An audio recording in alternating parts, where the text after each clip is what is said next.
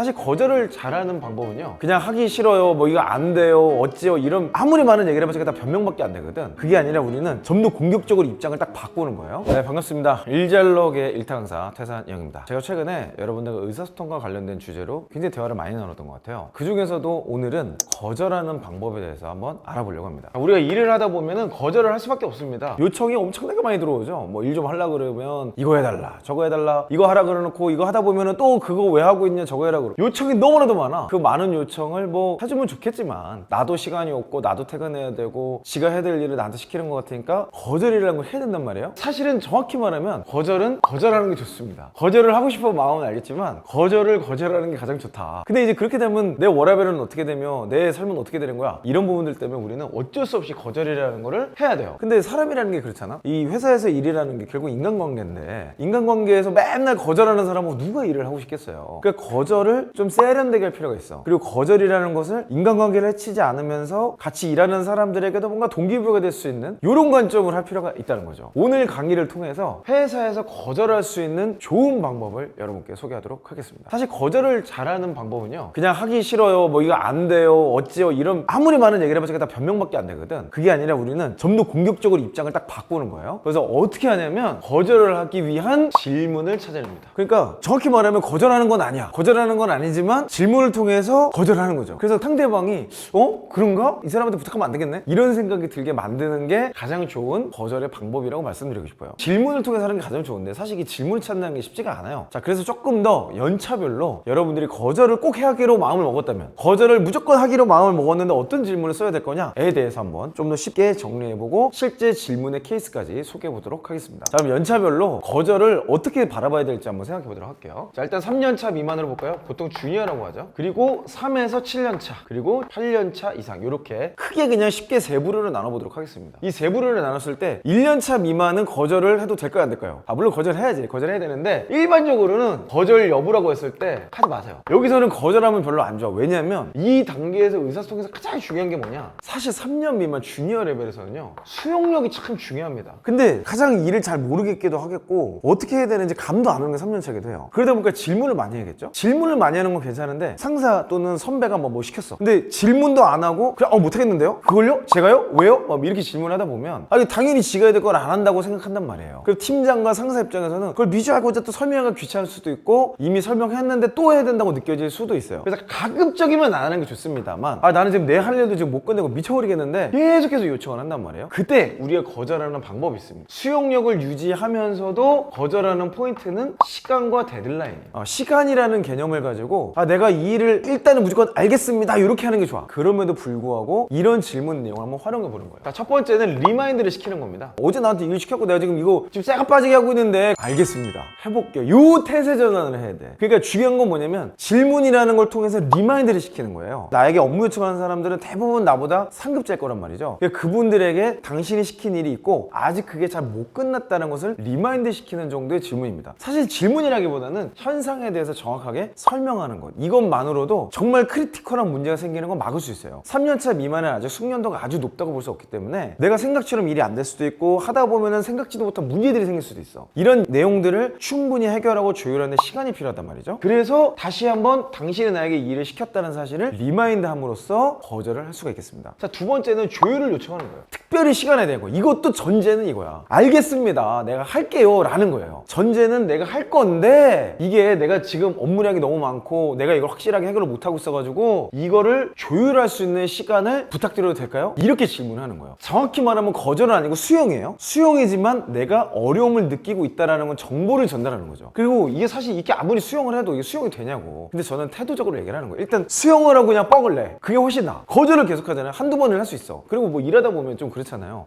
이게 거절하니까 이게 먹히네? 그러면 그 뒤로 계속 거절을 하잖아요. 그 순간에 나한테 좋은 것 같지만 사실 요 단계에 평판에는 굉장히 안 좋은 치명타를 얻을 수 있습니다. 그래서 차라리 저는 이렇게 말씀드리고 싶은 거예요. 뭐 모든 회사 모든 상사가 그렇게 딱 맞다고 말할 수는 없지만은 3년차 미만 주니어 레벨에서는 완수를 못하는 편이 수용성이 낮은 것보다 낫다라고 말씀드리고 싶어요. 물론 야 네가 할 수 있다고 그러고 왜 아직까지도 못했어? 이러면 욕을 먹을 수는 있겠죠. 하지만 그게 조금 더 장기적으로 봤을 때는 나쁘지 않다. 그래서 수용력이 있는 사람으로 보여지고 평가받는 것이 이 다음 단계로 올라갈 때 훨씬 좋기 때문에 리마인드 하는 것, 조율을 요청하는 것, 두 가지로 정보를 전달하는 걸 걸 목표로 거절을 해라. 그래 아마 이제 상사 중에서 눈치가 좀 있고 센스가 있는 상사는 그래? 그럼 이거 안 되겠네. 맞다, 너 지금 그거 알고 있었지? 야, 그러면 요거는 일단 한번 해보고 나랑 그때 한번 얘기해보자. 요런 식의 대화가 가면은 사실은 거절 성공하게 되는 거죠. 자, 그럼 3에서 7년 차 보도록 하겠습니다. 3에서 7년 차는 거절을 해야 될까요? 안 해야 될까요? 여기는 해야 됩니다. 왜냐하면 3에서 7년 차에서 가장 중요하게 요구받는 게 정확성이에요. 정확. 물론 3년 차 미만에도 수용력뿐만 아니라 정확성에 대한 요구를 받습니다. 뭐 당연하죠. 회사인데 정확하게 일 못하면은 그건 진짜 안 되겠지. 근데 문제는 뭐냐면 3에서 7년 차에서는 그냥 무턱대고 수용하면 안 되는 거예요. 할 수 있는 것과 할 수 없는 것의 경계를 분명히 얘기를 해야 됩니다. 그래서 그 순간에는 막 좀 싸우는 것 같고 막 상사 말에 대드는 것 같고 반항하는 것 같고 이렇다 할지라도 이 3에서 7년 차 말대로 해야 회사가 돌아간다는 것을 상호 신뢰할 수 있어야 돼요. 3에서 7년 차가 된다 그래서 상사하고 의사결정해서 쫙 갔는데 결과가 안 나왔어. 그럼 이제 8년 차 이상의 이 상사들 입장에서 굉장히 어려움을 겪을 수 있게 되는 거죠. 할 수 있는 것과 없는 것을 경험을 토대로 나의 어떤 현재 프로세스와 기준과 퀄리티를 토대로 꼭 이야기를 해야 됩니다. 자, 그러면 이때 질문해야 될 내용 카테고리가 몇 가지 있어요. 첫 번째는 우선순위를 가지고 얘기하는 거예요. 자, 3에서 7년 차면 사실 이제 업무가 어느 정도 손에도 있고 뭔가 관점이 있는 거잖아요. 여러 가지 업무들이 동시다발적으로 움직인단 말이죠. 어떤 사람은 협업부서와 일할 때도 있고 부하 직원 있는 경우도 있어요. 이게 막 동시다발적으로 진행하는 과정에서 가장 중요한 게 우선순위입니다. 갑자기 새로운 요청이 딱 왔을 때 내가 지금 진행 중인 프로젝트가 있는데 그 요청이 이것보다 더 중요한 일입니까? 라고 물어봐야 돼요. 근데 상사가 야, 그게 더 중요하게 이것부터 해! 그러면 그거는 더 이상 3, 7년 차 문제가 아니죠. 그거는 그 오더를 하는 상사의 문제예요. 근데 그 질문을 안 하고 내가 지금 우선순위 높은 일을 하고 있는데 뭐 상사가 나의 모든 상황을 다 이해하고 모든 걸 파악하고 있지 않단 말이죠. 그래서 내가 이야기를 해야 상사가 그걸 인식하고 그렇구나, 넌 이제 그거 해야 돼, 맞아, 그것부터 해! 라고 조율을 할 수 있는 여지가 있는 거예요. 그리고 어떨 때는 단호하게 얘기해야 됩니다. 왜냐면 3, 7년 차가 일을 잘한단 말이에요. 일을 나름 잘하기 때문에 이 사람에게 요청을 하면 모든 게 다 될 거라고 생각하는 게 또 상사들의 습성이 있어요. 뭐 그런 게 아예 없는 건 아니고 또 어떨 때는 그런 거 해야 하는 것도 맞아. 하지만 중요한 일을 하고 있을 때 내가 그냥 일을 하기 싫어서가 아니고 진짜 이 우선순위가 아닌 요청을 받았을 때 이것 때문에 우선순위가 더 치명타를 입을 수 있다는 정보를 질문 형태로 제공하는 거죠. 이 작업들보다 먼저 해야 될 이유가 있을까요? 라고 이유를 묻는 거예요. 우선순위인 이유, 이게 정말 맞습니까? 라는 질문을 통해서 사실은 완곡한 거절하게 되는 거죠. 자, 두 번째는 역할을 가지고 얘기하는 겁니다. 주로 공 떠넘기기죠. 이거는 저 팀에서 해야 되지 않을까요? 저 부서에서 해야 되지 않을까요? 이게 우선순위이자 역할에 대한 얘기입니다. 우리 팀의 우선순위는 아닌 것 같고 저 팀의 역할에 부합한 우선순위인 것 같아요 라고 질문을 통해서 거절하는 거죠. 일을 잘하고 인정 욕구가 많은 상사일수록 사실 많은 일을 많이 떠안아옵니다. 근데 보통 그 일을 요 레벨에서 한단 말이에요. 근데 그러다 보면은 정확성도 깨지고 퀄리티도 깨지고 우선순위 다 깨지는 경우들이 있어요. 그래서 우선순위와 역할을 잘 믹스해서 이게 정말 우리가 할 일이 맞냐? 우리에게 우선순위가 맞냐? 라는 형태의 질문으로 거절을 해보시면 좋겠습니다. 그리고 세 번째로 3, 7년 차가 할 수 있는 아주 좋은 무기가 있는데 히스토리를 가지고 얘기하는 거예요. 이전에 그렇게 시키신 대로 했다가 이랬잖아요. 이렇게 해도 될까요? 라고 다시 한번 묻는 거예요. 그러니까 질문이긴 하지만 거절하는 거예요. 그리고 상사가 그것에 대한 책임을 질 수 있냐? 라는 질문을 하는 거죠. 그래서 저는 히스토리라는 정보를 가지고 있을 필요가 있다. 3, 7년 차 정도 되면은 프로젝트 히스토리가 대충 머릿속에 있어야 돼요. 그리고 프로젝트 끝날 때마다 또는 업무 끝날 때마다 또는 정기적으로 뭐 주간일 수도 있고 월간일 수도 있고 분기일 수도 있는데 그런 내용들만 돌아보면서 이런 거 좀 잘못했던 것 같다. 이런 거는 이렇게 써야 될 것 같다. 이런 식의 프로세스를 재정리하는 그런 생각을 정리하는 시간들이 꼭 필요한 이유가 바로 여기 있습니다. 이전에 그런 방식으로 했었는데 그것부터 했었는데 결과가 안 좋았어요. 그래서 이렇게 하는 게 좋을 것 같아요 라고 이야기하는 것이 가장 좋다는 거죠. 그래서 이것도 질문 형태로 할 수 있어요. 그때도 이렇게 하지 않았나요? 이렇게 질문하는 거지. 이 말 한마디에 굉장히 함축된 여러 가지 내용들이 있을 수 있다고 말씀드릴 수 있겠습니다. 자, 그럼 이제 마지막으로 8년차 이상으로 넘어가겠습니다. 자, 8년차 이상은 일반적인 회사에서 리더십 레벨에 준하죠. 뭐 물론 대기업이나 조직이 크거나 이러면 아직 리더십이 아니라 한창 실무를 하는 경우일 수도 있어요. 근데 일반적으로는 실무를 하더라도 실무에서도 조금 리더십 역할을 하는 그 레벨이라고 볼 수 있죠. 자, 그래서 이